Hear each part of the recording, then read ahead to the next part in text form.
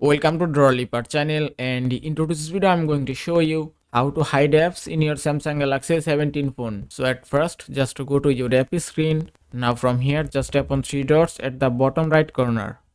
Then just tap on settings option. After that scroll down. Then just tap on hide apps on home and app screen. That's it. Now from here you can hide any apps as you like. Suppose if you want to hide Facebook, just select it and then tap on done, and it's done. Now just go to app screen. Now you cannot find Facebook on the app screen. Also if you want to unhide Facebook, just go to same settings again, then scroll down, then go to hide apps.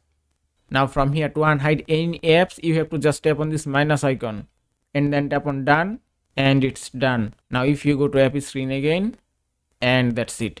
And that is how you can hide apps in your Samsung Galaxy A17 phone. I hope this video was helpful. If it was, please give it a thumbs up and don't forget to subscribe.